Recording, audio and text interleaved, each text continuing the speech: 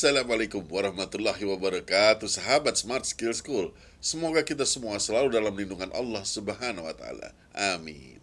Kita langsung saja sapa Ustadz kita, Ustadz Adi Warman Azwar Karim. Ustadz, Assalamualaikum, apa kabar? Waalaikumsalam warahmatullahi wabarakatuh. Sehat, berkah, bahagia. Amin ya Allah. Amin. Ustadz, niat itu kan merupakan syarat dari semua amal perbuatan kita. Kita niat, kita mau melakukan sesuatu, niat gitu. Tapi kadang kita sering kelupaan bahwa niat itu hanya karena Allah. Ini ada dua hal yang mau kita angkat nih kalau soal beginian nih. Yang pertama, yang kita baca setiap kali kita sholat. Inna sholati wa nusuki wa mahyaya wa mamati lillahi rabbil alamin.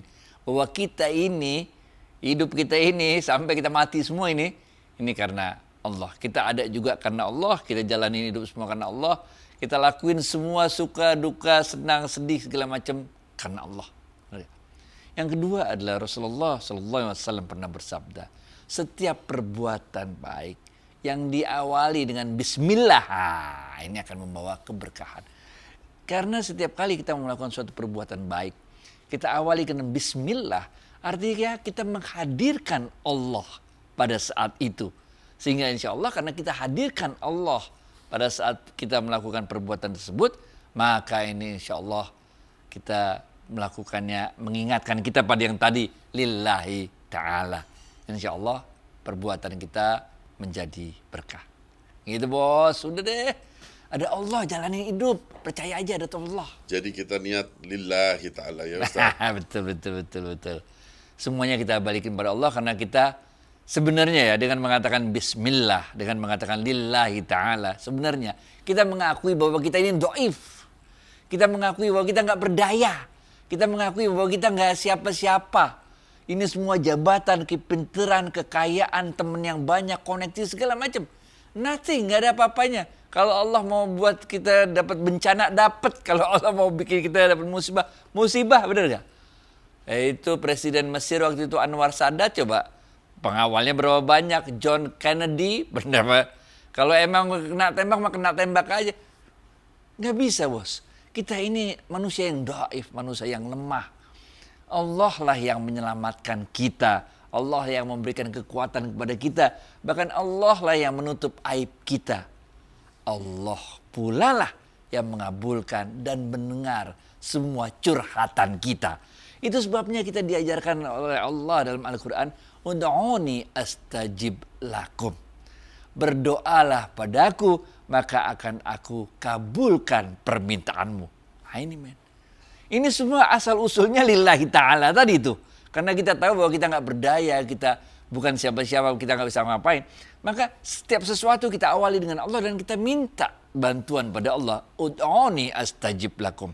Mintalah pada aku, kata Allah. Niscaya akan aku kabulkan. Nah, cuman kita udah bahas juga di beberapa episode yang lalu kan, bahwa semakin kita dekat sama Allah, maka doa kita itu semakin mirip, semakin dekat dengan skenario-nya Allah.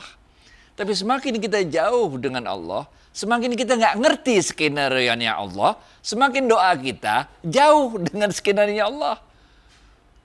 Allah kan maha tahu, makanya kalau ini Asmaul Husna berikutnya nih.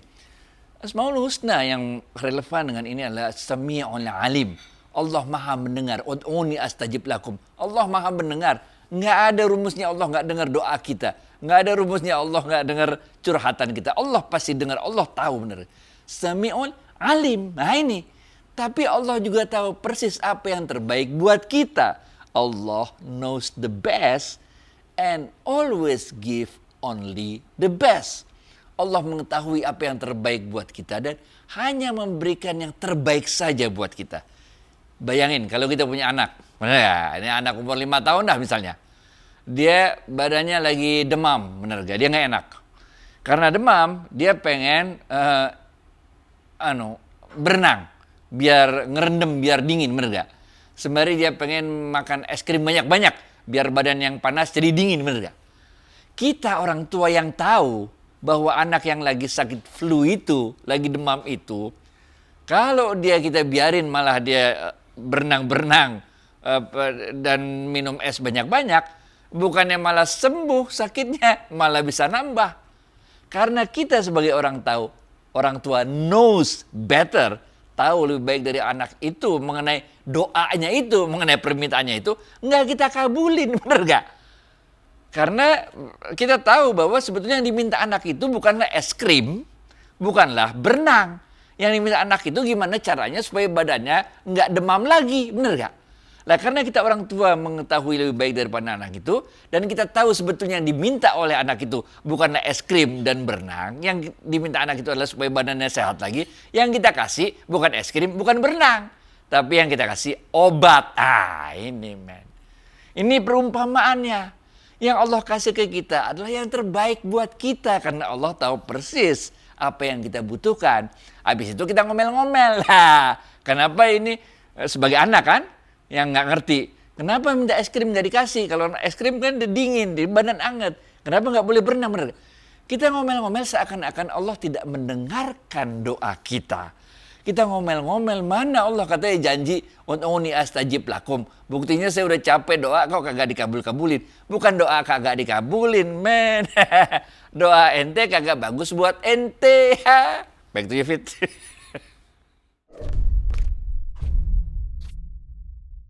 Nah, ini makanya salah satu Asmaul Husna nih, kalau boleh lanjutin yang episode yang lalu kan ya. Sami'ul Alim, ingat gak wirid-wirid yang paling akhir kan? Yang kemarin udah kita, kan saya suka bacanya ya Fatahu ya Rozak, ya Ghaniyu ya Mughni, ya Rahmanu ya Rahim, bener gak? Ya Hamidum Majid, ya Wasi'al Maghfirah, ya Sami'ul Alim. Nah, ini kita bahas sekarang yang Sami'ul Alim. Sami' itu artinya Allah Maha mendengar. Bahkan apa sebelum kita ngomong aja Allah udah tahu, bener gak? Sama kayak kita kalau punya umur anak yang baru mau sitting itu, mau giginya mau tumbuh, itu kan anaknya resah, bener gak? Ini nggak enak nih ada yang mau numbuh, bener gak?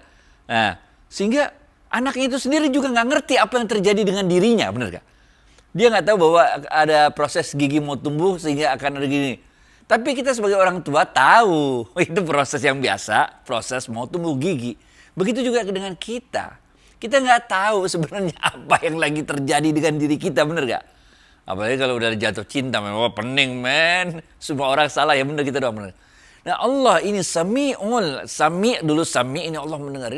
Allah mendengar apa yang terucap dan apa yang tidak terucap. Gelo gak? Jadi Allah tahu persis. Nah, Sami'ul Alim ini Allah Maha mendengar dikaitkan dengan alim. Alim ini artinya bukan aja Allah tahu apa yang terucap dan apa yang tidak terucap dari kita, tapi juga Allah mengetahui apa yang terbaik buat diri kita. Ini pernah gak waktu itu? Ini ada filmnya nih, bener gak? Kita waktu itu doa, bener gak? Gimana caranya supaya kita bisa sampai ke satu tempat, naik pesawat terbang, ada janji untuk memenuhi janji kita untuk capai ke pesawat terbang itu. Sehingga kita doa sama Allah, mudah-mudahan kita nggak terlambat, kita bisa terbang sesuai dengan yang udah dijadwalkan. Tapi Allah yang Sami'ul Alim itu tahu persis kalau tujuan kita itu sebetulnya bukan tidak terlambat naik pesawat terbangnya kan. Tujuan kita adalah untuk menghadiri acara yang kita memenuhi undangan itu kan. Itu kan tujuan kita kan. Bukan supaya nggak terlambat naik pesawat terbangnya. Allah buat terlambat. Lalu kita ngomel-ngomel, Allah kenapa Allah terlambat, padahal ini udah zikir-zikir terus. Allah buat sedemikian rupa karena yang kejadian benerannya. Waktu itu pesawat yang terbang pada jam itu nggak bisa mendarat di Jogja. Dia muter-muter mendarat di Solo. Bener gak? Pesawat yang berikutnya bisa mendarat di Solo karena cuaca bisa mendarat di Jogja. Bener gak? Karena cuaca udah berubah lagi. Jadi Allah ini bukan aja Sami, bukan aja Maha mendengar, tapi juga alim. Beliau tahu persis kalau Anda tidak terlambat, Anda berangkat pakai pesawat itu. Pesawatnya pada saat itu nggak bisa mendarat di Jogja, muter-muter, mendarat di Solo, habis itu naik bis dari Solo ke Jogja. Sedangkan pesawat berikutnya itu bisa langsung mendarat di Jogja. Ini maknanya Sami'ul Alim. Itu sebabnya kita katakan orang-orang yang mendekatkan dirinya pada Allah, benar gak? Sehingga dia frekuensinya itu sama, hampir-hampir sama dengan keinginannya Allah, dengan irodah, kudrah irodahnya Allah, dengan skenario-nya Allah. Sehingga doanya makbul. Jadi makna doa makbul itu. Karena udah memper-memper, tapi semakin kita jauh dari Allah, semakin kita nggak ngerti apa kudrah irodahnya Allah, apa skenario-nya Allah.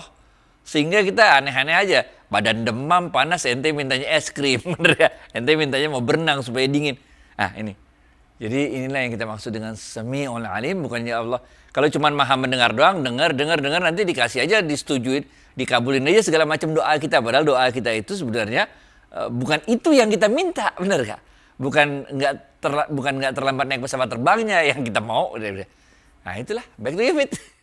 Iya Ustadz.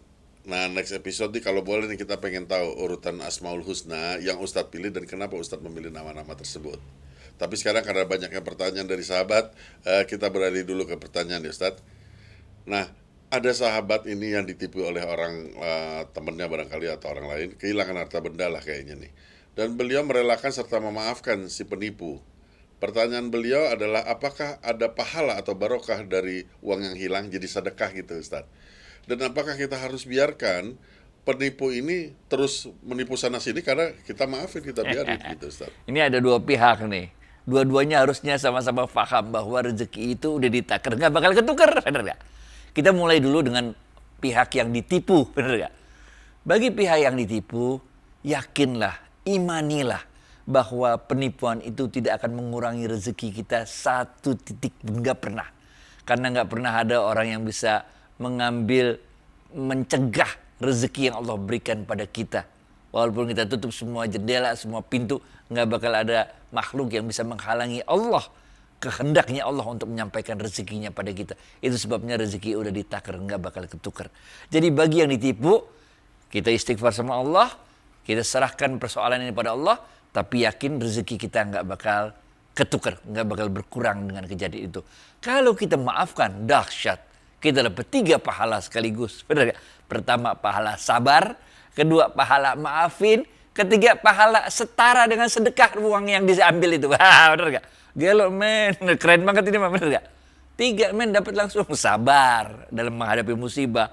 Pertama, sabar kan. Yang kedua, kita maafin dia, kita udah pahala lagi. Yang ketiga, ibaratkan kita setara dengan sedekah dengan uang yang diambil. Itu untuk orang yang ditipu. Untuk orang yang menipu, sadarlah bahwa uang yang didapatkan dengan cara nipu itu juga nggak bakal bisa nambah apa-apa dari rezeki kita. Di episode berapa kita udah ceritain, walaupun kita dapat duit hasil penipuan itu bisa jadi nggak jadi rezeki apa-apa, bisa hilang gitu aja. Uang jin diambil jin, kalau bahasa Betawinya gitu bener ya. Uang panas ya hilang gitu aja. Sehingga dia bukan aja nggak menambah rezekinya, tapi juga dia menambah dosanya. Dosa ini ada 3 lagi. Yang pertama, rasa bersalah dia sendiri. Karena di dalam diri orang yang menipu itu ada ruh. Ruh itu selalu menjerit. Ruh itu merasa tertekan dia hidupnya itu karena melakukan suatu maksiat. Jadi dia sendiri merasa bersalah. Ada terus-terusan rasa bersalah di dalam dirinya tentang perbuatan yang dia lakukan itu. Yang kedua, dia telah mengambil hak orang lain. Betul gak? Artinya dia telah mendapatkan rezeki dengan cara yang tidak halal. Nah, tentu ini tidak akan membawa keberkahan karena rezekinya tidak halal. Yang ketiga, udah 2 nih ke perasaan dia itu. Betul gak?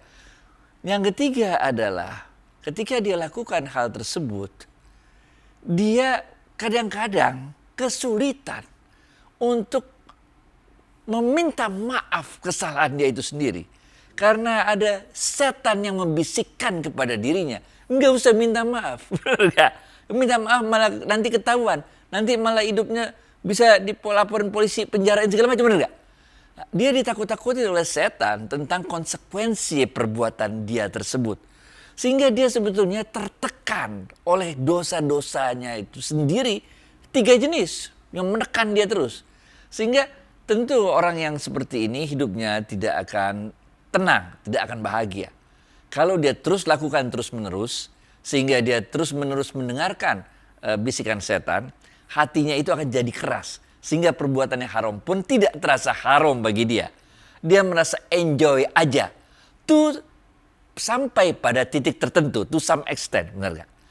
Tapi ruhnya tidak bisa dia bohongi.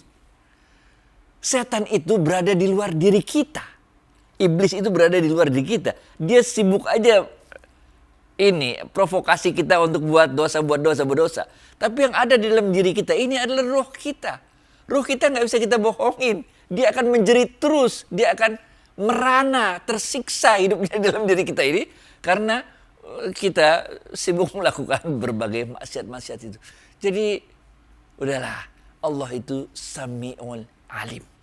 Allah itu mendengar jeritan ruh yang di dalam diri kita ini. Ini ada lagunya nih kalau Beyonce. Lagunya namanya Listen. Benar. Ini ada ruh di dalam jiwa kita ini, dalam diri kita ini yang mau berteriak tentang kehidupan yang kita alami ini, tentang rasa bersalah kita yang menumpuk-numpuk itu. Itu sebabnya kalau dalam Islam, udahlah, tobat sama Allah. Minta maaf sama Allah. Wasari'u ila maghfiratim. Maka bersegeralah engkau meminta ampunannya Allah. Dengan itu nanti kita akan rilis dan kita bisa memandang hidup ini dengan lebih baik. Back to you, Fit. Wah, ini mesti nonton film kita nih. Masih adakah pintu taubat untukku? Ustadz, serius nih. Banyak orang yang lepas dari jeratan hukum di dunia. Apa mereka nggak takut dengan hukum akhirat nanti, Ustadz? Ya Allah, la ilaha illallah. La ilaha illallah. La ilaha illallah. Dunia ini sementara. Ada orang-orang yang bersalah di dunia dan tidak terkena jerat hukum di dunia. Tapi tidak ada orang yang bisa lepas dari jerat hukum di akhirat kelak. Nggak bisa, men. Kita bisa fitnah sana sini sehingga orang yang benar jadi salah, orang yang salah jadi benar. Bisa.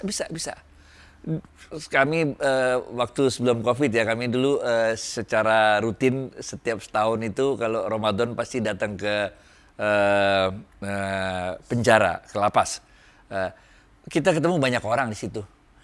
Ada orang yang masuk karena memang salah, ada orang yang masuk karena difitnah, macam-macam. Tapi inilah hidup. Kalau di dunia itu memang tidak ada keadilan seperti nanti yang kita akan hadapi di akhirat. Jadi bagi mereka yang merasa bisa melepaskan diri dari keadilan di dunia, hati-hati. Di akhirat ente hidupnya repot banget dah. Jadi mendingan kita yakinlah, kita fahami bahwa hidup ini tidak sekedar urusan dunia, tapi ada hidup setelah kematian kita nanti, yang pada saat itu kita nggak bisa minta tolong apa-apa, kita nggak bisa rekayasa apa-apa. Jangankan ini dah, ini tangan sendiri dia nggak bisa dikontrol, ntar dia ngaku, bener gak? Kaki ngaku lagi, mulut, mata semua ngaku apa yang dia lakuin waktu di dunia, maksiat yang dilakuin. Banyakin dekatkan diri sama Allah, banyakin zikir, banyakin wirid. Ini bukan karena kita mau ikut ilmu tarakat, bukan, nggak ada urusan sama ilmu tarakat.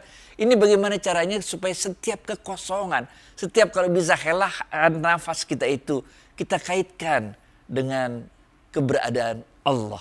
Sehingga kita merasa selalu dekat dengan Allah. Inilah insya Allah yang akan menjaga kehidupan kita di dunia dan di akhirat. Kalaupun kita mengalami berbagai musibah di dunia, kita tahu bahwa Allah ada bersama kita untuk melewati semua musibah dan kesulitan itu. Baik, David. Masya Allah, Ustadz. Semoga kita dijauhkan dari api neraka. Oke, nah sekarang yang ringan-ringan aja deh, Ustadz. Nah, sahabat kita ini pekerjaannya adalah merias pengantin atau merias wajah lah. Makeup artis, maksudnya muak, makeup artis. Nah, tapi teman-temannya mengatakan bahwa ini bukan pekerjaan yang baik. Apa? Ini bukan pekerjaan yang baik. Mereka nggak bilang haram ya kayaknya. Teman-temannya bilang ini kurang baik lah. Nah, sahabat ini bingung karena ini mata pencahariannya. Apakah boleh sahabat kita ini terus menjalankan profesi ini menjadi makeup artis? Sunnah, bos.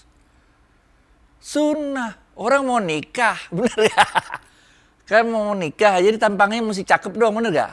Lah dia rias biar jadi cakep. Ya boleh lah, keren dong. Jadi tampangnya lebih cakep, bener gak? Kan ada teknik kita tuh supaya hidung mancung, taruh sini, cara. Itu ada ilmunya itu. Pertama, membahagiakan orang yang mau menikah, kan udah pahala. Kedua, membaguskan apa yang bagus. Ya, kita udah ada hadis ya, innallaha jamil wa yuhibbul jamal. Allah, sesungguhnya Allah itu indah dan menyukai yang indah-indah. Di mana letak haramnya, Bos? Kecuali, ini lain perkara. Tabarruj jahiliyah, itu lain perkara, Bos. Tapi kalau orang mau nikah didandanin biar keren, biar cakep, ya keren lah, mantep. Kebanyakan makeup artis kan kayak begitu. Kecuali kalau tabarruj jahiliyah, yaitu berdandan sebagaimana dulu orang-orang jahiliyah itu berdandan.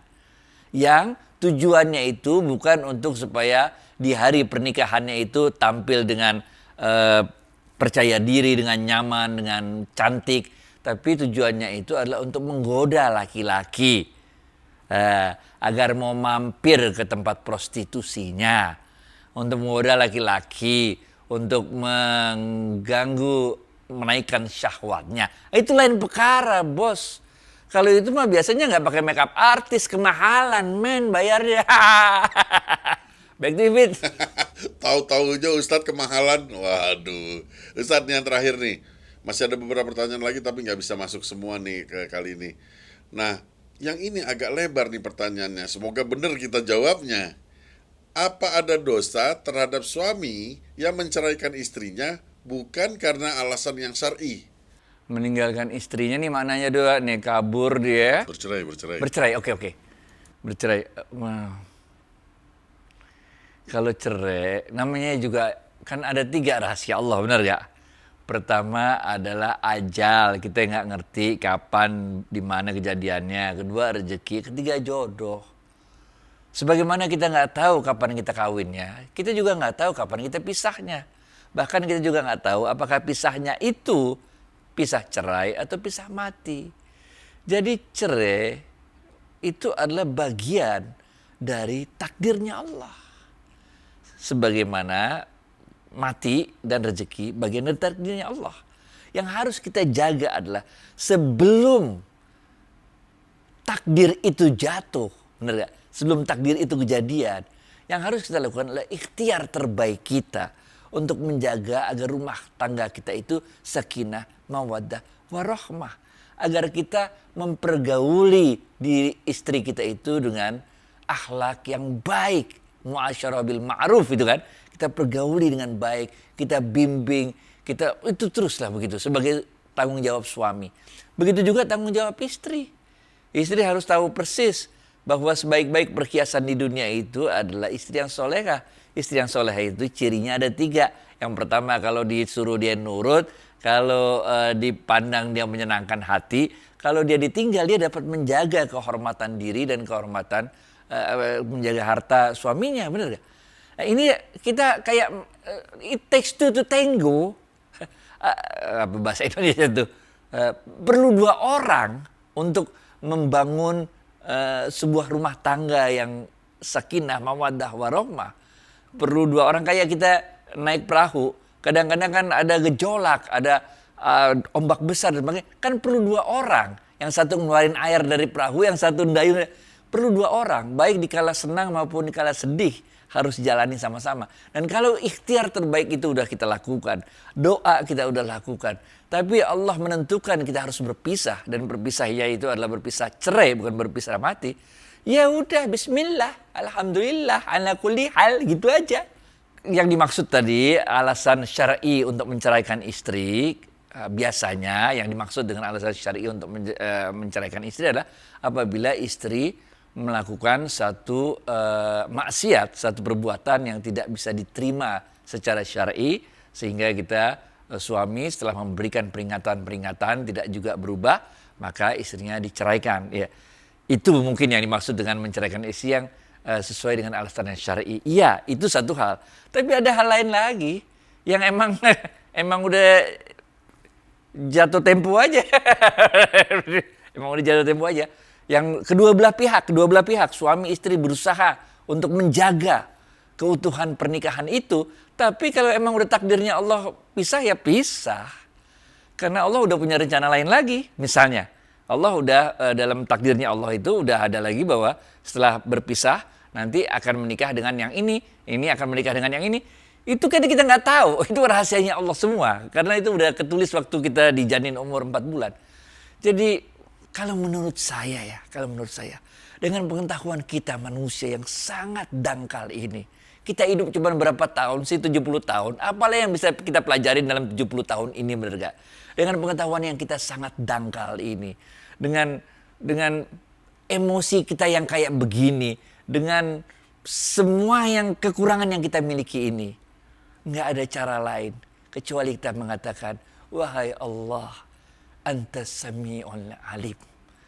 Engkau yang maha mendengar semua gejolak jiwa ini. Engkau pula yang maha mengetahui apa yang terbaik bagi kami. Jalanin hidup istiqomah, yakin ada Allah, insya Allah Al-Sami'ul Alim akan selalu memberikan kita yang terbaik dalam hidup ini. Baik, David. Masya Allah, baik sahabat, semoga terjawab berbagai pertanyaan di hati.